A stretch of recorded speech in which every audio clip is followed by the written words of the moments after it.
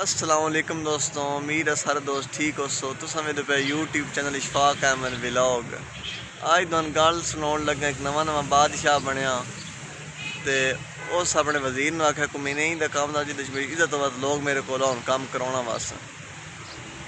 वो सोची पै गया वजीर बात उसने सोच एक बादशाह सलामत इत जो दरिया वा दरिया उत्ते पुल पिलक दिया। वो पुल पार करके बंदियां दी अगे वाहियां शाइयां फसल हैं अपने कम्मा करन लैंदे डेली।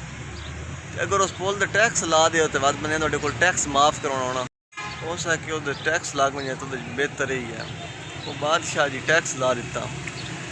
वो जेड़ा बंदा वो टैक्स भर के पार हो वजे कोई ना माफ़ शाफ करावा। बादशाह टैक्स बढ़ा दिता, टैक्स वध गया तो भी बंदे टैक्स भर के पार लग वैन अपने फसलों का कम शम कर। बादशाह आख्या हुण टैक्स नाल हुण 5-5 लित्र मारना शुरू कर दियो। वो जेड़ा बंदा टैक्स ही भरा 5-5 लित्र ही मरावत पार लग वजा। बादशाह आख्या कोई समझ नहीं। बादशाह लित्र वधा दिते। बादशाह आख्या मैं इस मकाम तक इस अवाम का बनाना कि मेरे कोल आउन तो माफ़ी मंगन और बादशाह की कोई जिद ना आई। वो एक दिहाड़े होया तो जनाब जी सारी अवाम है ना वो बादशाह दे कचारी लगी बादशाह कोल टुर गई। वो वजीर गया बादशाह कोल और बादशाह अवाम तो सारी आ गई जी अपना कोल पार करने वाली। बादशाह आया बड़ा प्यार श्यार हो के, हाँ जी बादशाह आख्या के बनया मेरी अवाम।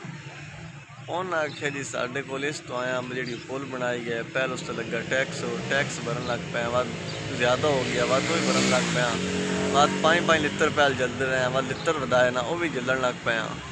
चुप कर गया।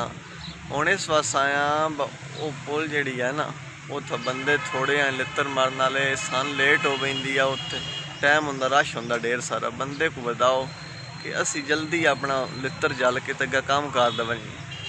बादशाह हैरान हो गया लेकिन वो गल करने का मकसद यह इतना तुहानू समझाउण दा कि असी साडी अवाम ही इंदी आ। असी लित्र जलना के काबल हाँ। असी अगे ना आउंदे रौला कोई ना पैंदे। हुण साडी हुकूमत ही वेख लो असी चुप करके बैठे हाँ कोई गल नहीं कोई बात नहीं जिवें उन्हां दी मर्जी इंज कीती पई।